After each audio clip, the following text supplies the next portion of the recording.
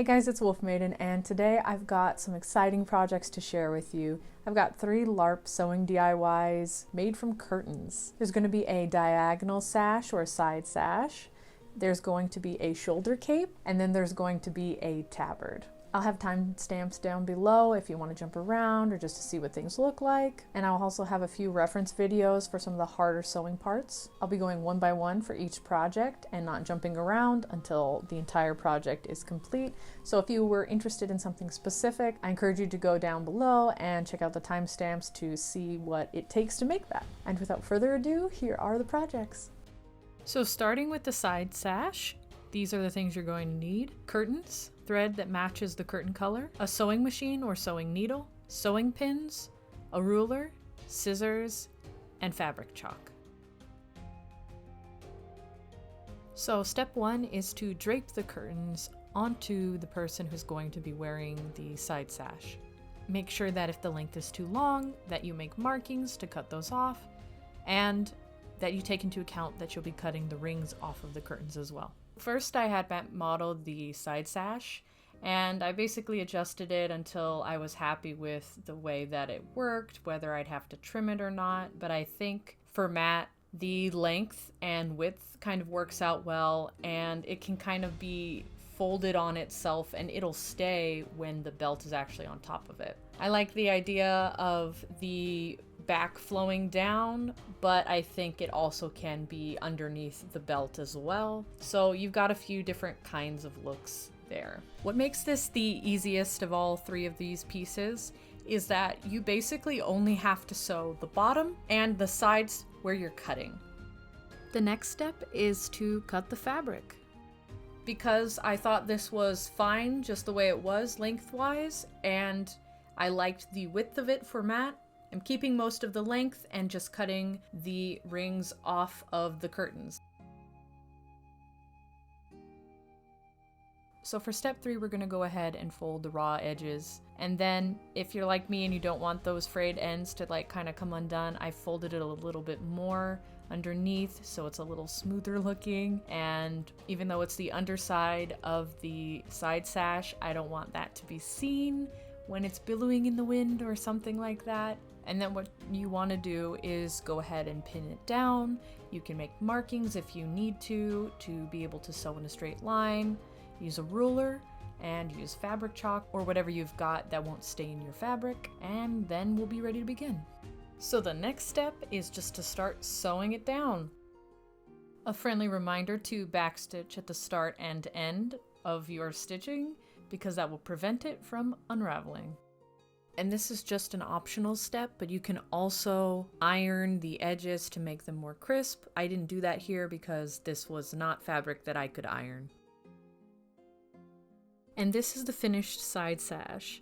I like this because it's a versatile piece. You can wear it multiple different ways, under the belt or free of the belt on the back. It's very simple and very effective, and it can look different depending on how you drape it and how much you fold it on the shoulder.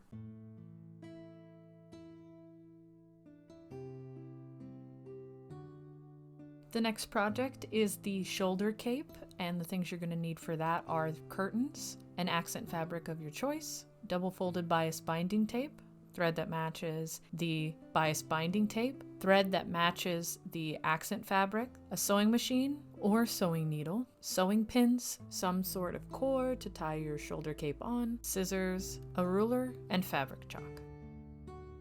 So first we're going to drape the curtains on the shoulder of the person that the side cape is being made for. You want to figure out where it's going to sit, the length you want, the width you want.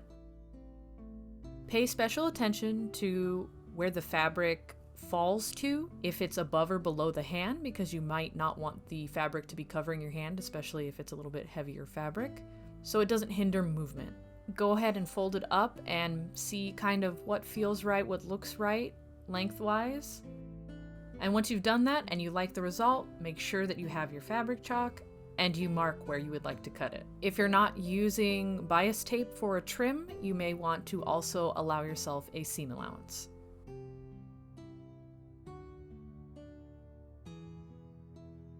Now step 2 is to go ahead and cut the fabric along the line that you marked. Again, make sure that you have a seam allowance if you are not using bias binding tape, and if you are using bias binding tape, don't worry about it because it's going to go directly on top of that and you're not going to lose any length. So the next step is to pin the bias binding along the frayed edge where you're going to place this trim. Now this requires a more detailed instruction about how to do it if you've never done this before. Like me, I had to watch videos over and over again. But basically, you take the double folded bias binding tape, you find the side that is the shortest, then that's the part that you're pinning on the right side of the fabric that will be showing. You're going to be pinning that first. And then you sew along that pressed spot, the folded crease there. So next, all that's left is to go ahead and sew. Again, remember to backstitch a little after starting and at the end of your stitching so that the thread isn't prone to unraveling. Go slow if this is your first time using bias binding tape. That's my tip. Try your best to remain on that little crease line. It'll help a lot with keeping everything uniform in the end.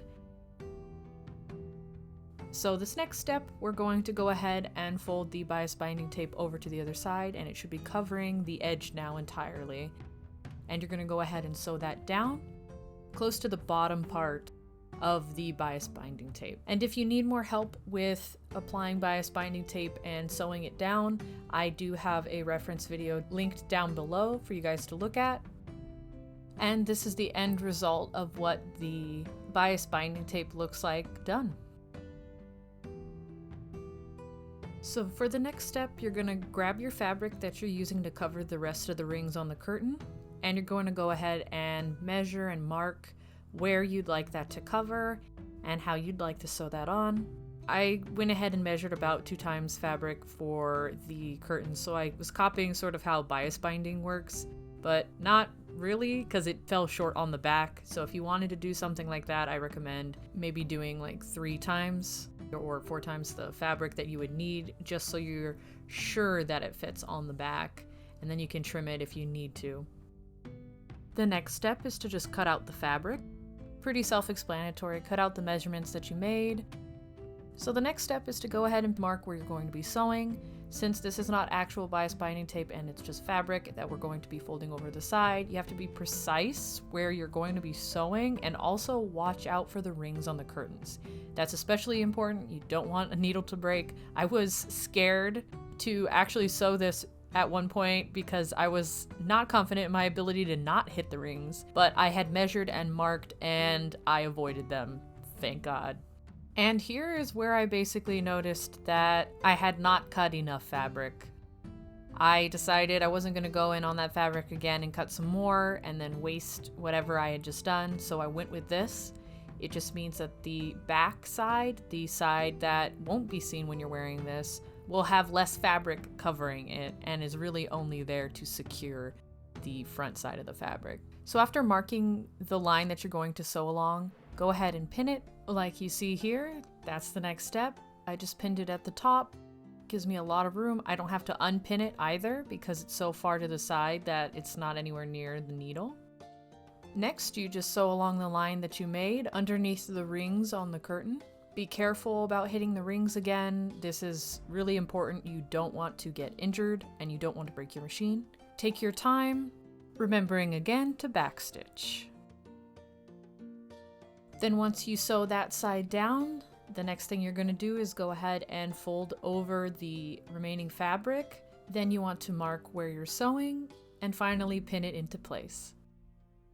If the fabric is ironable, you can also use an iron on here to make sure that there's no creasing and that everything is nice and sharp before you pin it down and before you sew it. I didn't bother doing that because my curtains can't be ironed. Here I'm making sure that the mark that I make to sew along is above the curtain rings enough that I won't hit them. So I use a ruler to kind of get in between and get like maybe a couple centimeters away from it, which means I have to adhere to this line pretty strictly, so make sure that you have the space to sew without hitting those rings. And finally, the last of the hard steps here for the shoulder cape is to sew along the line you made.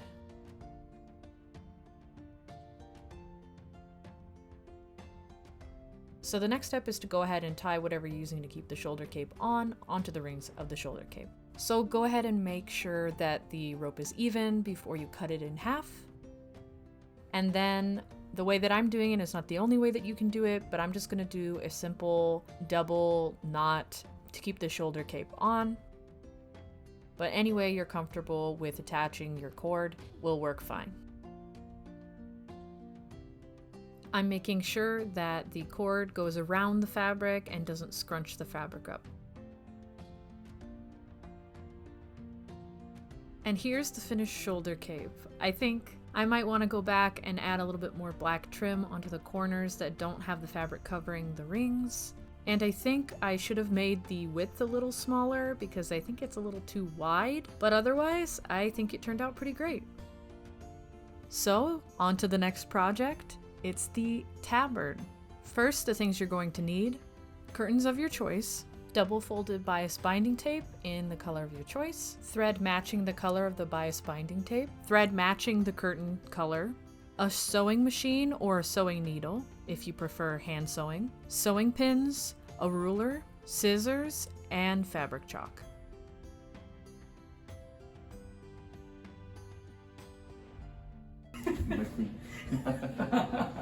So the first step is to go ahead and measure the head of the person who will be wearing the tabard. You do this so you can get the tabard over their heads. The next step is to go ahead and cut the curtain rings off of the tabard since there's no reason for those to stay on. Next, you're going to want to measure the curtains to find where the middle is and the center point of where the circle you're going to cut out with the measurements that you took for this head hole. Make a mark of where the center is and then try and make a circle that will fit the head of the person who's going to be wearing the tabard. I did this very roughly. Basically, I put an X in the center of the curtain so that I knew where that was. From the measurements that you make of the person who's going to be wearing this head, you are going to use the diameter of that and make a circle. You can go angle by angle. You can also make a circle how you would on paper using string and a fabric pencil. Whatever way you're most comfortable with making this circle and making it center, go ahead and do that. Now that you have your circle made, just double check that it's center and then go ahead and start cutting. If you're afraid maybe the circle is too big, you can cut a little less out at a time until it fits over the head of the person who will be wearing this. And it did just that. So if you have somebody else that you're making this for or for yourself, you can very easily put it over their head and test to see if this fits. And this is really the most important part, that it's centered for the most part and that it fits over their head. I wouldn't stress about it too much since if you're going to be using bias binding tape, it all has this trim anyway, and it doesn't really look visible that it's not the most perfect circle. And honestly, if you didn't want to do sewing, this would be the easiest project for you because then you don't even have to do the neckline. You might just have to do the frayed end of the tabard where you cut the rings off, but other than that, this is pretty simple. However, I'm going to be putting a black trim around the neckline, so that makes this a little bit more difficult. The next step is to go ahead and pin the edges down for where you cut off the curtain rings. Once again, I folded a little bit more so the frayed edges wouldn't be visible underneath. Make sure that you are sewing this onto the back side so that when this tabard is worn, you won't see this side. And the next step is to go ahead and sew down the fabric. You can again iron this before you sew if the fabric is ironable. Again, a reminder to backstitch just after starting and at the end of your stitching. And this is what it looks like sewn down. It is the underside of the tabard, so this should not be visible typically. The next step is to go ahead and pin the bias binding tape down along the neckline, pinning it where the curves are, and leaving about ½ an inch overlap at the end. The earlier explanation of how to sew bias binding tape in this video will be in the timestamps down in the description below. And if you want full video explanations from different YouTubers, I linked a few on the subject, both with straight lines and for necklines. The next step is to go ahead and sew the bias binding tape down. Remember to go ahead and follow along that creased line there. Go slow, make sure that there isn't bunched up fabric underneath the needle where you're sewing. Don't worry about making mistakes because we all learn from them. These are curtains. Even if you make a mistake, you can always undo it and come back to the project later. If you're feeling overwhelmed, I know I had to walk away a few times and just leave it alone and come back to it when I was scared or frustrated. But otherwise, good luck.